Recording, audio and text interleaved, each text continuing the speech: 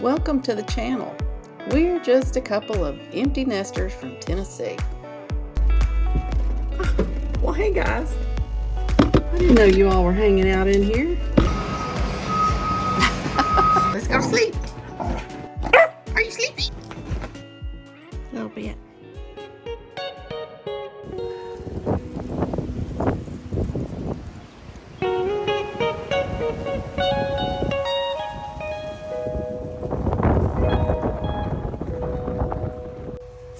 Hey guys, it is Saturday, February 25th. Another off day, a day at home today. So glad. Doing a little bit of a weekend reset. Going to be making a quiche and I will share with you how I'm doing that. Also, going to be doing some orders, a little bit of house cleaning, and just working on some goals. So just very blessed and thankful for this day. Spring is coming. We've had some warm temps, but it's been very windy, which is typical for this time of year in Middle Tennessee. Less talking, more action. Let's get some stuff done. So let's go ahead and get this quiche made. Here's the end result. I'll just go ahead and show it to you. It looks good. Okay, so I just bought 2 refrigerated pie crust for this recipe, and folks, it really needs to be room temperature before you start so it will fold out without breaking apart.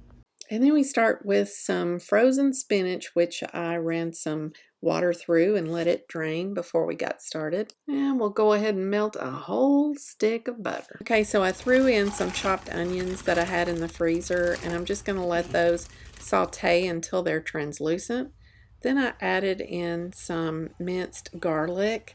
I use the refrigerated kind that you just keep in the refrigerator all the time. It works out. And just keep on sauteing that until it's all translucent and smells divine. Then I go ahead and add in the spinach that we just drained. And then we're going to stir in our feta and cheddar cheese and listen to some great music.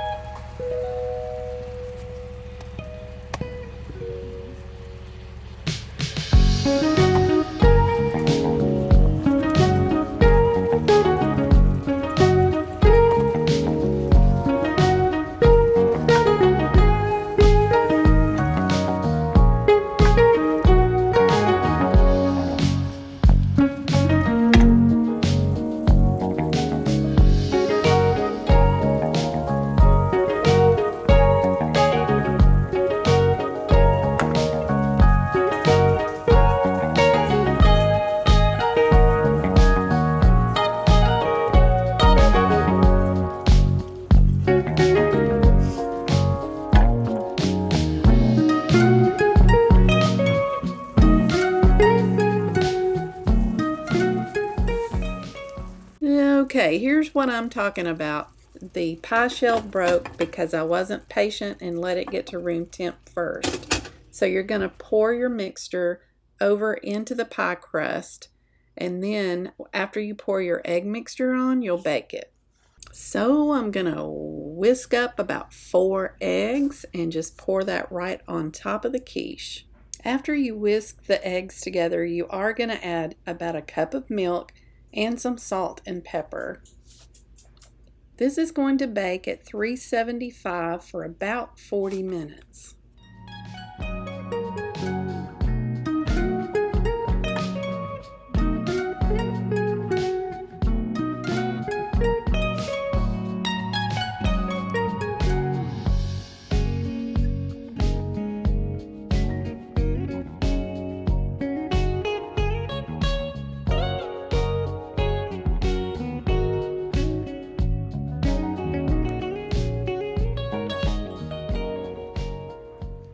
Okay, so I had some ingredients left over. I had some egg mixture and spinach, and I just rolled them up in some burritos that I had, and then had them for breakfast.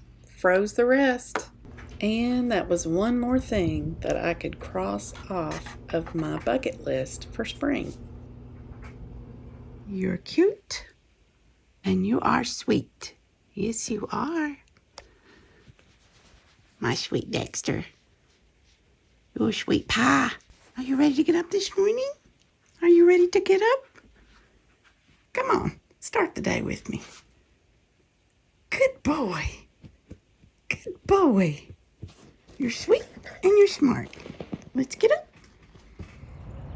When the warm weather starts up in Tennessee, we usually have to pay our dues with some rough weather. And just look at how fast these clouds are moving. Yep, we know it's coming. And lately I've spent a lot of time with Mom, and here on this particular day we went to her heart doctor, and then we went out to eat after, and I believe that was Cracker Barrel, and it was divine. So good, good southern meal. And here you can see just how strong this wind was on our nest cam off the front porch. And it seems like every year we lose a tree, and this year is no exception.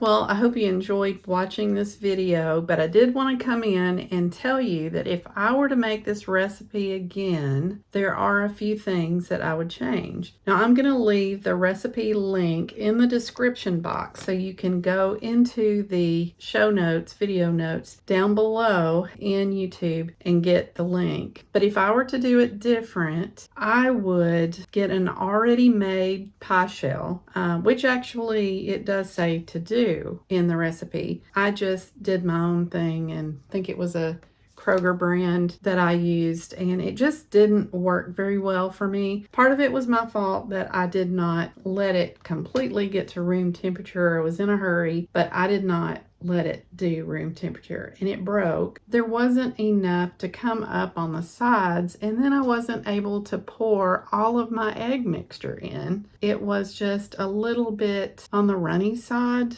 I think partly there's two reasons for that. When I did mine, I didn't get to use all of my egg mixture. I think if I did it next time, I would probably use a little bit less butter, because it seemed to be a little bit like when you would bite into it, you really just had too much butter in there. So I think I would reduce that a little bit. The next thing is that it calls for cheddar cheese within the recipe, and then it also calls for cheddar cheese on top of the recipe. Instead of putting it on top right when you put it in the oven, it kind of darkened it too quick. And I think that I could have baked it longer, and that would have helped it set up a little bit if I had put the cheese on later, but I didn't want it to burn. So I would do that. I would do that a little bit different. I think if I were fixing it in the future, I would also put it on 350 for a longer time instead of 375 for a shorter time. 350 for 45 minutes is kind of typical, and this recipe said 375 to 40. I'm just giving you my tips. I fixed it very similarly to the recipe. It still was very good, and it eventually did set up a little bit after I put it in the refrigerator. And one thing you also need to make sure of is that when you drain the spinach, that you drain that really good, because you don't want water content getting into your quiche. So those are just some tips so it can spare you the trouble that I had. But I will say, this is still a great recipe to use, and I will be keeping it. I'm just going to make my notes on here, and you can decide how you want to make it. But I loved the quiche, and I want to do it again. And next time I make it, I think I'm going to make maybe some individual ones. They'll already be separated and I can freeze them and take them to work. But I just wanted to see if I could do this. And it was a lot of fun. I enjoyed it. I hope you enjoyed it. I hope that you will give me a thumbs up if you liked it. Please subscribe if you want to come back and see more, and leave me a comment and let me know what you like to put in. What do you like to put in your quiche? You know, I really like the spinach in mine today. I think it's probably not the lowest calorie food that we could put in our mouths. You know, why not fix it every now and then? So, all right, that's all I have for today. See you next time.